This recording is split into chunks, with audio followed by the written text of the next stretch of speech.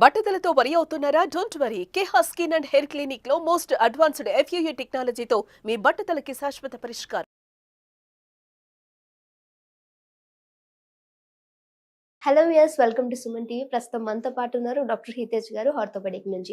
So మన నీ పెయిన్కి సంబంధించి చూసుకుంటే కొంత మేరకు న్యాచురల్గా వచ్చేది వేరు, కొన్నిసార్లు యాక్సిడెంట్ అయినప్పుడు లేదా చిన్న హైట్ నుంచి పడినప్పుడు సో దాంట్లో ఏమన్నా మనం ఎక్స్రే తీసుకున్న తర్వాత ఏది లేదు అని చెప్పి టాబ్లెట్స్ వాడిన తర్వాత కొంత మేరకు తగ్గుతుంది, బట్ అది కంటిన్యూ అవుతూ ఉంటుంది. ఇలాంటి వారిలో ఎందుకు తగ్గదు? సో అంటే దీనికి సంబంధించి ట్రీట్మెంట్ ఎలా ఉంటుంది? సో వీటన్నిటి గురించి డాక్టర్ని అడిగి తెలుసుకుందాం. నమస్తే సార్.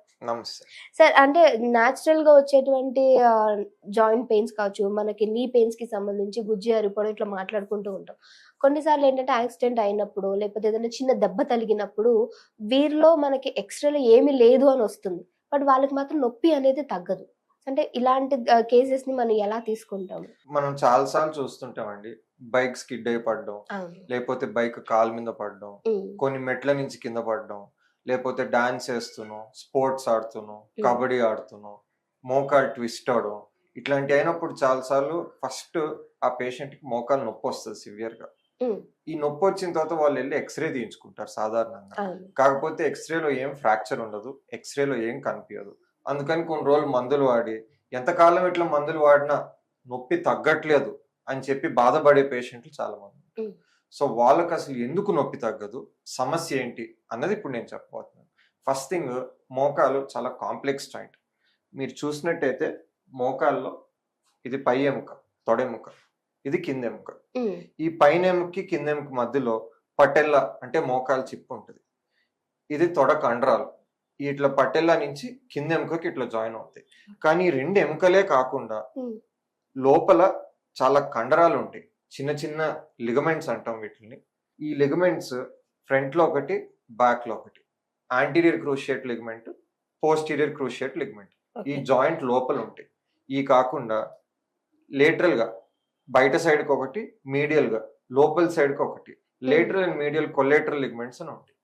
ఈ నాలుగు కాకుండా లోపల లేటరల్, మీడియల్, మెనిస్కై అని సన్న గుజ్జు పదార్థాలు ఉంటాయి. ఉమ్, నీ ప్రాపర్ ఫంక్షనింగ్ కి ఈ అన్ని లిగమెంట్స్ కరెక్ట్ గా ఫంక్షన్ చేయాలి.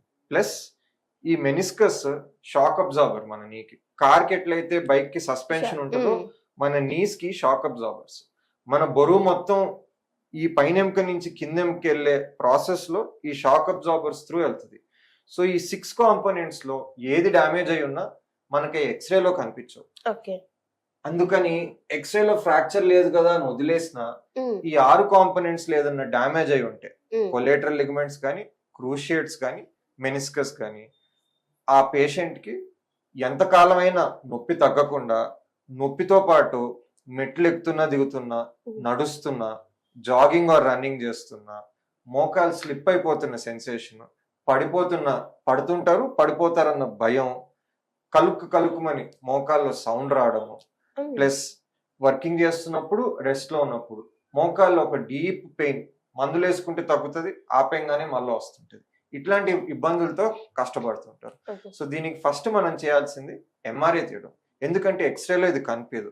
సో నార్మల్ గా ఒక ఆర్థోపెడిక్ డాక్టర్ దగ్గరకు వచ్చినప్పుడు క్లినికల్ గా కొన్ని టెస్ట్ చేస్తారు మోకాల్కి.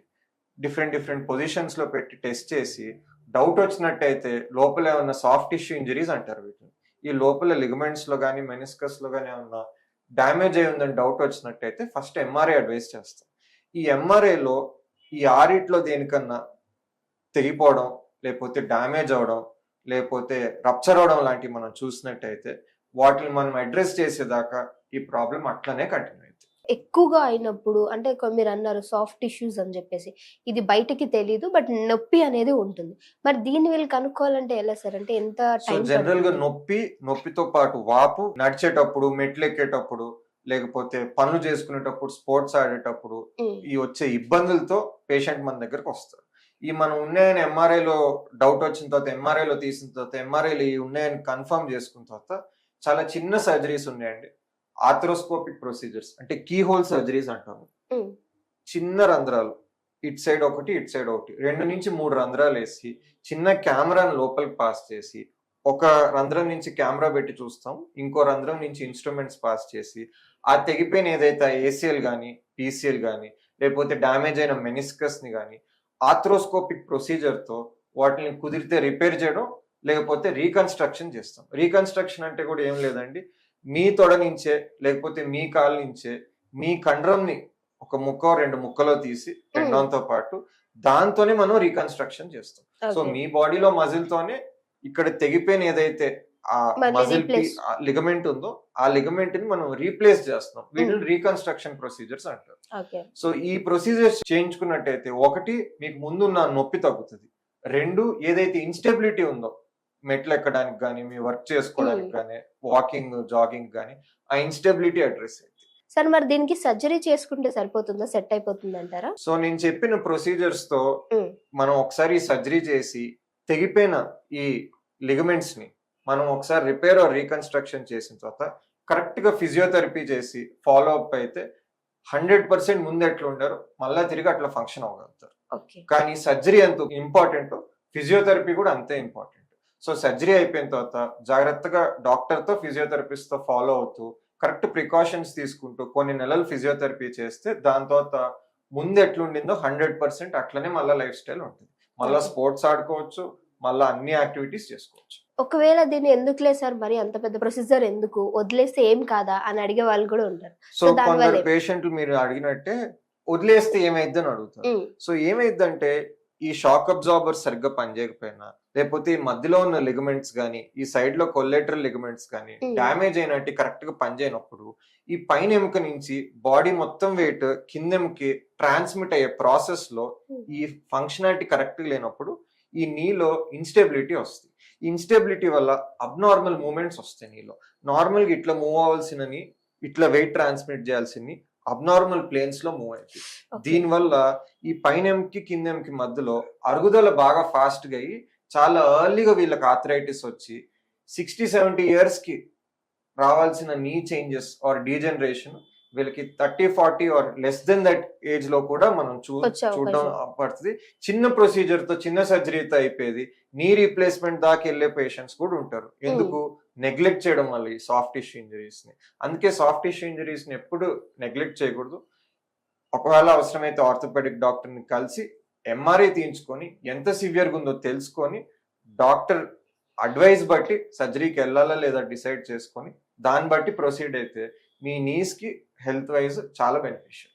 సార్ ఇంకొకటి ఏంటంటే మీరు చెప్పారు దీనికి సంబంధించి ఏదైనా ఇంజరీ అయినప్పుడు టాబ్లెట్స్ ద్వారా కొంత మేరకు తగ్గుతుంది అని. కొంతమందిని చూస్తూ ఉంటాము నిజంగానే అట్లా అయిన తర్వాత పెయిన్ వచ్చినప్పుడల్లా టాబ్లెట్స్ తెచ్చుకుని వేసుకొని డాక్టర్ దగ్గరికి వెళ్ళని వాళ్ళని కూడా చూస్తాం. ఇలాంటి వాళ్ళ ఫర్దర్ గా ఫ్యూచర్ లో ఎలాంటి ప్రాబ్లమ్స్ ఉంటాయా, లేకపోతే అలా వాడొచ్చు అంటారా? సో ఇట్లాంటి ప్రాబ్లమ్స్ కి టాబ్లెట్స్ వాడడం వల్ల టెంపరీగా ఆ టాబ్లెట్ బాడీలో పనిచేస్తున్నంత వరకు, తీసుకుంటున్నంత వరకు టెంపరీ రిలీఫ్ వస్తుంది. టాబ్లెట్ ఆపేయంగానే మళ్ళీ నొప్పి తిరిగి వస్తుంది. మీరు చెప్పినట్టు చాలా మంది దీన్ని పర్మనెంట్ గా అడ్రస్ చేయకుండా, సొల్యూషన్ చూడకుండా టెంపరీగా రిపీటెడ్ గా టాబ్లెట్స్ చేసుకుంటూ ఉంటారు. ప్రాబ్లం ఏంటంటే రిపీటెడ్ గా ఇట్లా టాబ్లెట్స్ NSAIDs వాడడం వల్ల ఈవెన్చువల్ గా మూత్రపిండాలు దెబ్బతింటాయి. అందుకని ఎక్కువ కాలం ఈ టాబ్లెట్స్ వాడడం అడ్వైజబుల్ కాదు. Okay sir, thank you so much sir. మంచి